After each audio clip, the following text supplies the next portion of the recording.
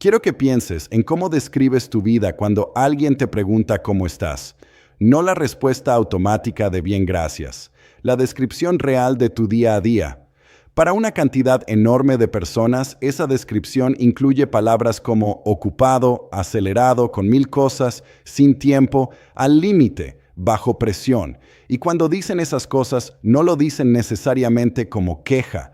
A veces lo dicen casi con orgullo, como si estar ocupado y acelerado fuera una señal de que tu vida importa, de que eres productivo, de que estás haciendo algo. Ahora te voy a preguntar algo diferente. ¿Cuándo fue la última vez que te sentiste genuinamente tranquilo, no adormecido frente al televisor, no distraído con el teléfono, tranquilo de verdad, con el cuerpo relajado, la mente en calma, sin la sensación de que deberías estar haciendo otra cosa? ¿Cuándo fue eso? Para muchas personas, esa pregunta genera una incomodidad extraña, porque no recuerdan, o porque cuando intentan estar tranquilos se sienten culpables, o porque la calma se siente rara, casi sospechosa, como si significara que algo falta. Eso no es casualidad, es el resultado de algo que la neurociencia llama adaptación al estrés crónico, y es uno de los fenómenos más silenciosos y más devastadores que afecta a esta generación. Tu cerebro aprendió a confundir el estrés con estar vivo. Y hoy vamos a hablar de exactamente cómo pasó eso, qué le está haciendo a tu cuerpo y tu mente, y qué puedes hacer para revertirlo. Quédate. Esto explica más de lo que imaginas sobre cómo te sientes cada día. ¿Qué es el estrés realmente y para qué sirve? Para entender por qué el estrés crónico es tan destructivo, primero necesitamos entender qué es el estrés en su forma original y para qué fue diseñado, porque el estrés no es el enemigo, es una herramienta extraordinariamente poderosa que en el contexto correcto salva vidas. El problema es lo que ocurre cuando esa herramienta se activa de forma continua en contextos para los que no fue diseñada.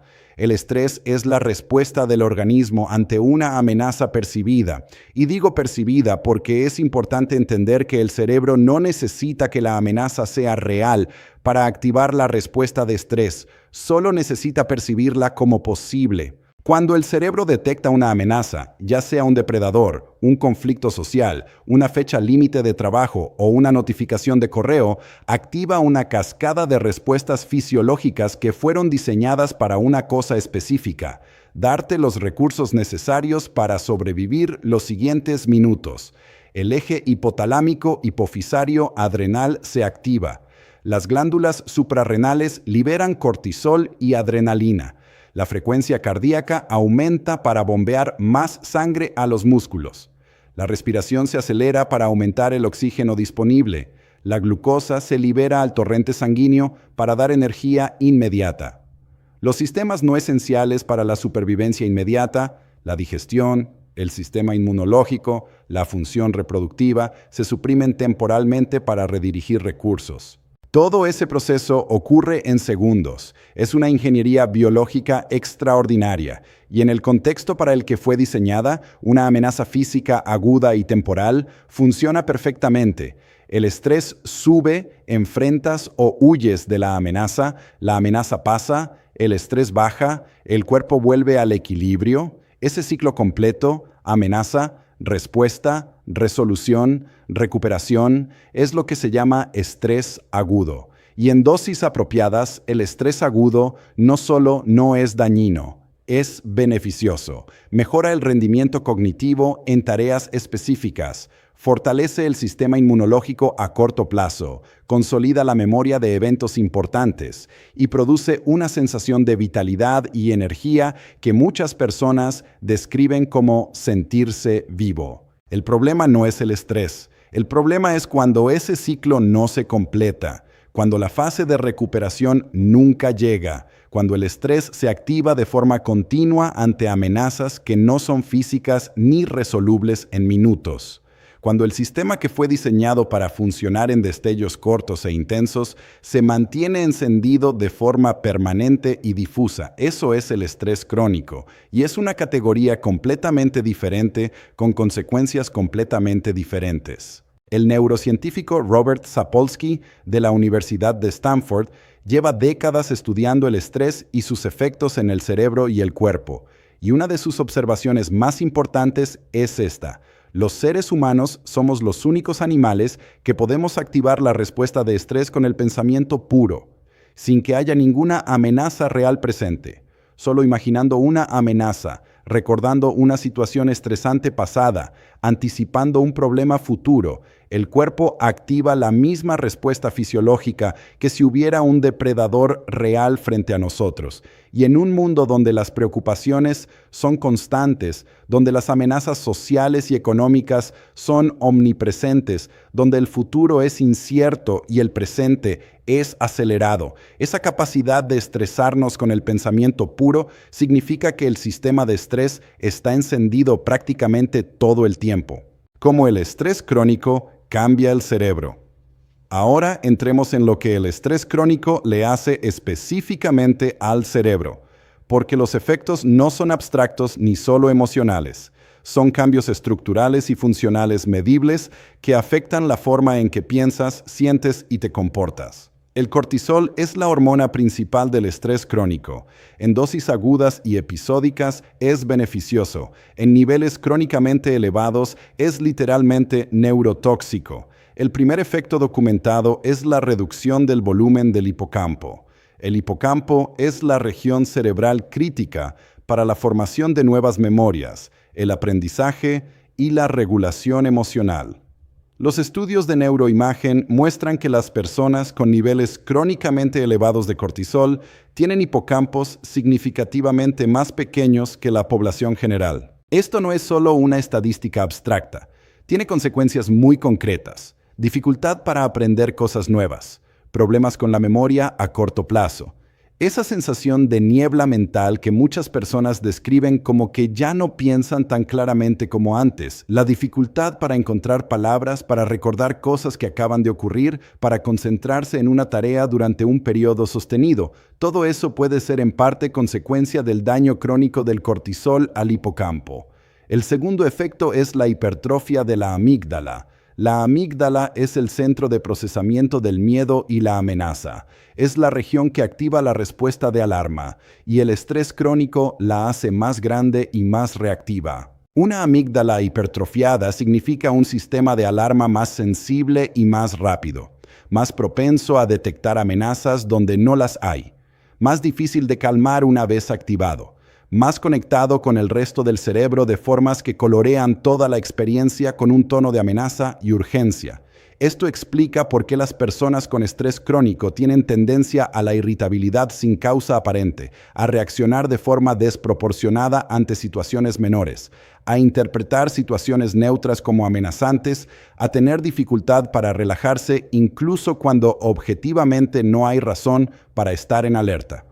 El tercer efecto, y quizás el más relevante para la vida cotidiana, es el deterioro de la corteza prefrontal. La corteza prefrontal es la región más sofisticada del cerebro. Es la sede del pensamiento racional, la planificación, la toma de decisiones, el control de impulsos, la regulación emocional, la empatía, la creatividad. Es la parte del cerebro que te hace específicamente humano en la forma más rica del término. El estrés crónico literalmente reduce la conectividad y la función de la corteza prefrontal y simultáneamente fortalece las conexiones entre la amígdala y los circuitos de respuesta automática.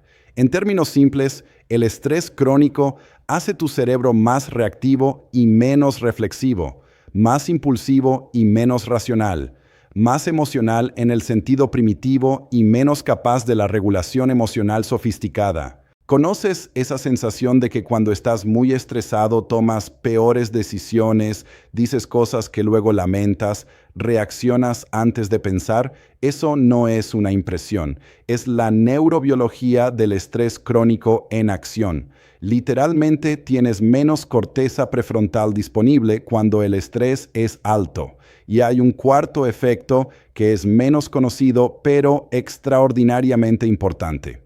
El estrés crónico altera los circuitos de recompensa del cerebro de la misma forma que las sustancias adictivas, reduciendo la sensibilidad de los receptores de dopamina y produciendo un estado de anedonia funcional. Esa incapacidad de disfrutar las cosas que antes disfrutabas. Esa sensación de que todo requiere más esfuerzo para producir menos satisfacción.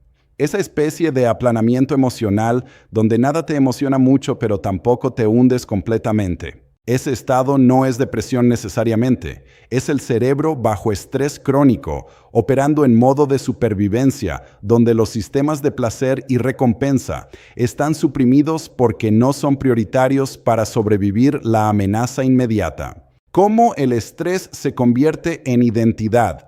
Aquí llegamos al núcleo del fenómeno más peculiar y más destructivo del estrés crónico. No solo lo que le hace al cerebro y al cuerpo, sino lo que le hace a la identidad, a cómo te ves a ti mismo y a lo que consideras normal. El cerebro humano tiene una capacidad extraordinaria de adaptación.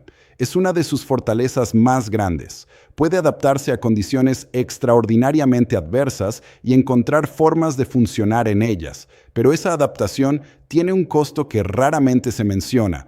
Cuando te adaptas a una condición, la normalizas, y cuando la normalizas, dejas de percibirla como un problema que necesita solución.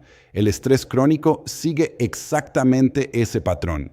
Cuando llevas meses o años viviendo en un estado de estrés elevado, el sistema nervioso lo adopta como su línea de base.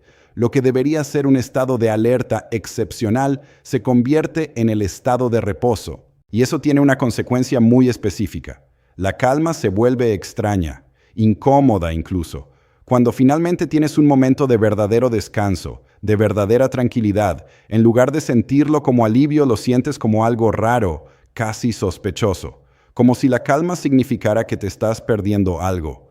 Como si el no estar estresado fuera una señal de que no estás haciendo suficiente. Hay investigaciones en psicofisiología que documentan este fenómeno con precisión. Cuando se miden los niveles de cortisol en personas con estrés crónico durante periodos de descanso, muchas de ellas muestran una respuesta paradójica. En lugar de que el cortisol baje durante el descanso, sube. El cerebro interpreta la reducción de actividad como una señal de alarma, porque esa reducción es inusual, es diferente de lo que ha aprendido a esperar. Eso explica algo que muchas personas reportan y que parece contradictorio, que se sienten más ansiosos en vacaciones que en el trabajo, que los fines de semana les cuesta más que los días laborables, que cuando finalmente tienen tiempo libre no saben qué hacer con él y terminan llenándolo de actividad de todas formas. No es que sean incapaces de descansar, es que su sistema nervioso aprendió que el descanso es anormal y lo trata como tal. Y aquí viene el componente cultural que amplifica todo esto. Vivimos en una cultura que glorifica la ocupación, que usa el estar ocupado como señal de valor, que asocia el no hacer nada con la pereza, con la falta de ambición, con el desperdicio. Existe incluso un término en inglés para esto: busyness as a status symbol, la ocupación como símbolo de estatus. Cuanto más ocupado estás, más importante parece tu vida. Esa narrativa cultural refuerza el patrón neurológico. No solo tu cerebro aprendió a normalizar el estrés. La cultura le dice que debería, que el estrés es el precio del éxito, que si no estás estresado es porque no estás trabajando suficientemente duro, que la calma es un lujo o una señal de conformismo. Y el resultado es una generación de personas que no solo vive en estrés crónico, sino que lo confunde con vivir bien, que asocia la adrenalina y la urgencia con la vitalidad, que genuinamente ya no sabe cómo distinguir entre estar vivo y estar estresado porque llevan tanto tiempo siendo lo mismo. Los síntomas que no reconoces como estrés. Una de las razones por las que el estrés crónico es tan difícil de manejar es que sus síntomas raramente se reconocen como estrés. Se atribuyen a otras causas o simplemente se normalizan como parte de cómo eres o cómo es la vida moderna. Voy a describir una lista de síntomas y quiero que notes cuántos reconoces en tu vida cotidiana sin haberlos relacionado con el estrés. El primero es el sueño que no restaura.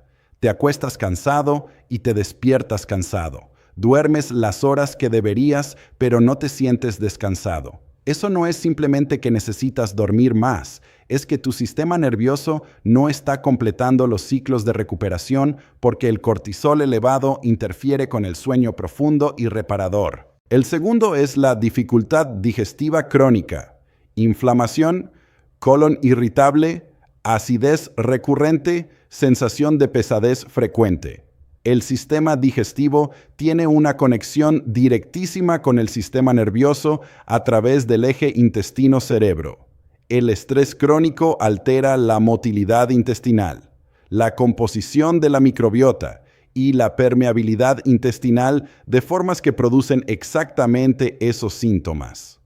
Una cantidad significativa de problemas digestivos que se tratan como problemas gastrointestinales son en realidad manifestaciones físicas del estrés crónico.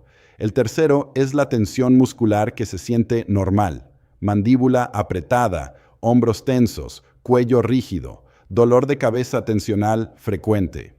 Cuando el sistema nervioso está en modo de alerta crónica, los músculos se mantienen en un estado de contracción parcial, preparados para la acción que nunca llega. Con el tiempo, esa tensión se siente normal porque siempre estuvo ahí. El cuarto es la irritabilidad de bajo nivel constante, no enojo explosivo necesariamente, sino una especie de impaciencia crónica. Cosas pequeñas que te molestan más de lo que objetivamente merecen. Una tolerancia a la frustración que se fue reduciendo gradualmente. La sensación de que el mundo entero opera demasiado lento, demasiado ineficientemente, demasiado fuera de tus expectativas. El quinto es la dificultad para tomar decisiones simples. Cuando el cortisol está crónicamente elevado, la corteza prefrontal, la región que necesitas para evaluar opciones y tomar decisiones, funciona con recursos reducidos. El resultado es que decisiones que deberían ser simples se sienten abrumadoras. La parálisis ante el menú de un restaurante, la dificultad para elegir qué ver en Netflix, la sensación de que cualquier decisión requiere más energía de la que debería. El sexto es la incapacidad de desconectarse mentalmente del trabajo o las responsabilidades, incluso durante el tiempo libre. El cerebro bajo estrés crónico mantiene activos los procesos de monitoreo de amenazas, incluso cuando estás en la playa, en una cena con amigos, en el cine. Siempre hay una parte de la mente que está en otro lugar, procesando pendientes, anticipando problemas, incapaz de soltar completamente. Y el séptimo es el más sutil y el más revelador, una especie de vacío emocional difuso. No tristeza exactamente, no depresión clínica, sino una especie de aplanamiento. Los días se parecen mucho entre sí. Las cosas que antes te emocionaban ya no producen la misma respuesta. Hay una sensación de estar yendo a través de los movimientos de la vida sin estar completamente en ella. Ese estado es el cerebro bajo estrés crónico con el sistema de recompensa suprimido y es extraordinariamente común y extraordinariamente subdiagnosticado porque no parece suficientemente grave para pedir ayuda, pero es suficientemente real para afectar profundamente la calidad de vida. Lo que el cuerpo lleva que la mente no reconoce.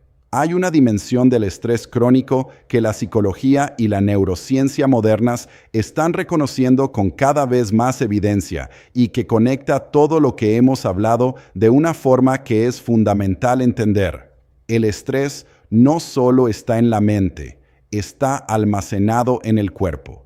El psiquiatra Bessel van der Kolk dedicó décadas a investigar cómo el trauma y el estrés crónico se almacenan en el cuerpo y escribió sobre eso en uno de los libros más influyentes de la psicología reciente. Su argumento central es que el cuerpo lleva un registro de las experiencias estresantes que va más allá de la memoria consciente. Cuando el sistema nervioso experimenta estrés sostenido, especialmente cuando no puede completar los ciclos de respuesta y recuperación, la tensión no resuelta queda almacenada en los tejidos, en los patrones musculares, en la forma en que el cuerpo se sostiene y se mueve, no como metáfora, como fisiología real. Esto explica por qué ciertas técnicas que trabajan directamente con el cuerpo producen efectos en el estrés y la regulación emocional que las intervenciones puramente cognitivas no producen. El yoga, ciertas formas de movimiento somático, la respiración deliberada, el contacto físico seguro, producen cambios en el sistema nervioso que trabajar con los pensamientos y las narrativas no siempre puede alcanzar. Hay un sistema en el cuerpo que es central para entender esto y que en los últimos años ha recibido una atención científica enorme. Se llama el nervio vago. Es el nervio más largo del cuerpo, que va desde el tronco cerebral hasta los órganos abdominales y es el principal conductor del sistema nervioso parasimpático, el sistema de calma y recuperación. El nervio vago es literalmente el freno del sistema de estrés. Cuando está bien toneado, puede activar la calma de forma rápida y efectiva después de una respuesta de estrés.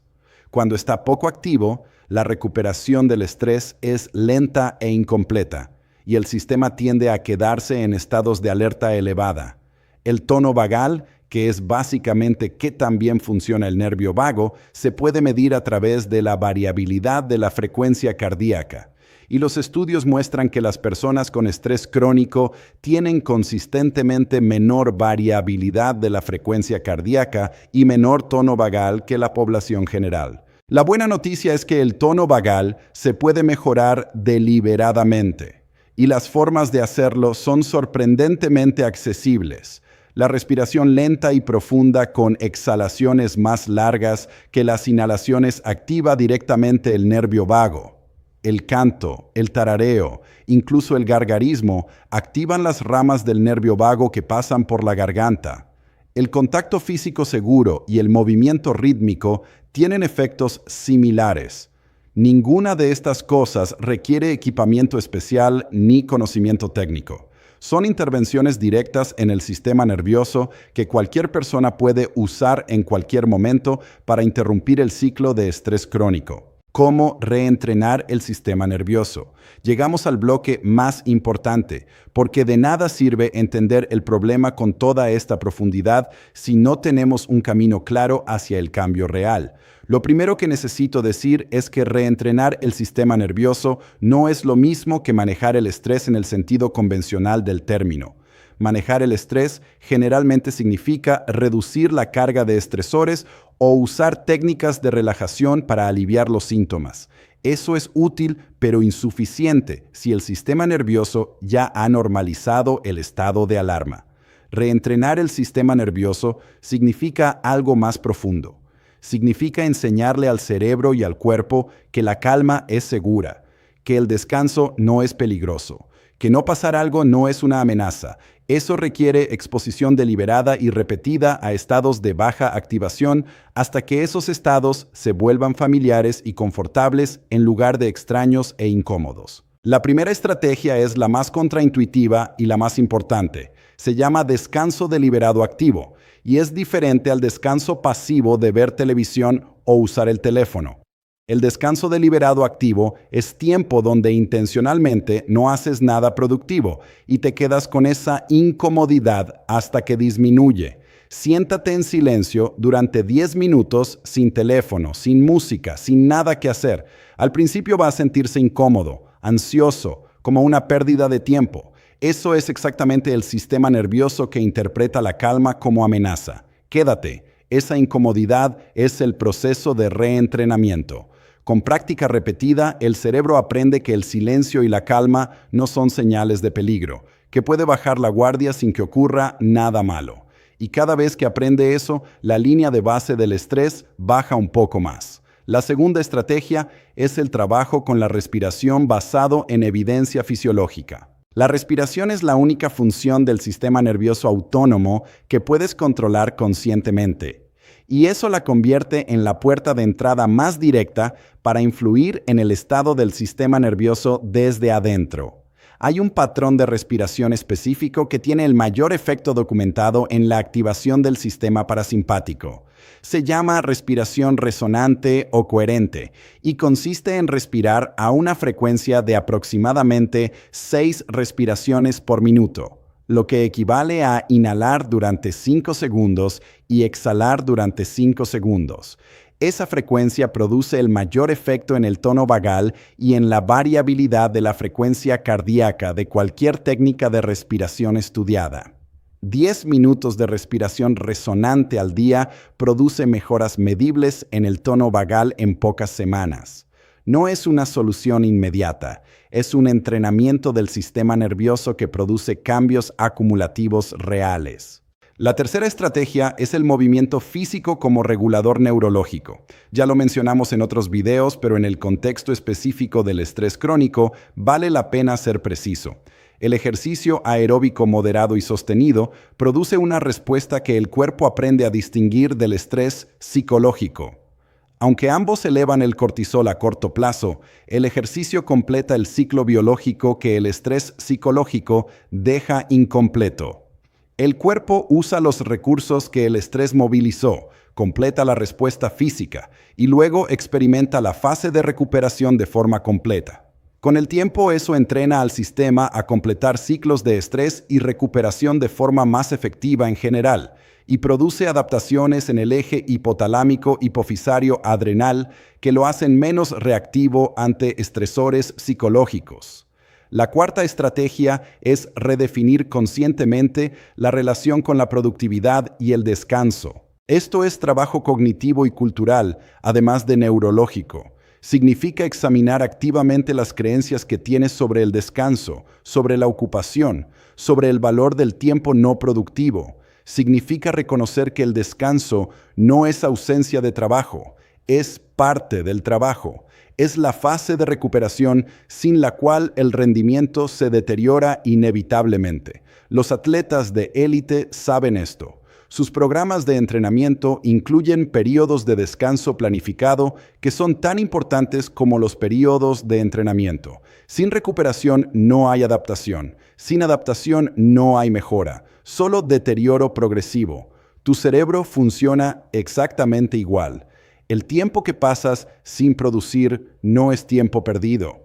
Es el tiempo donde el cerebro consolida lo aprendido, procesa las experiencias, restaura los recursos cognitivos y se prepara para el siguiente periodo de trabajo de alta calidad.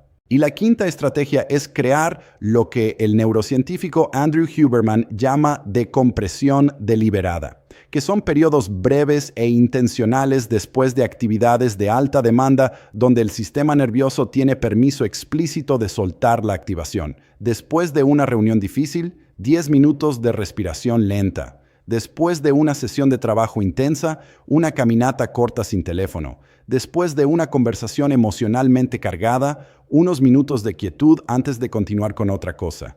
Estos periodos de decompresión interrumpen la acumulación de activación que con el tiempo produce el estrés crónico.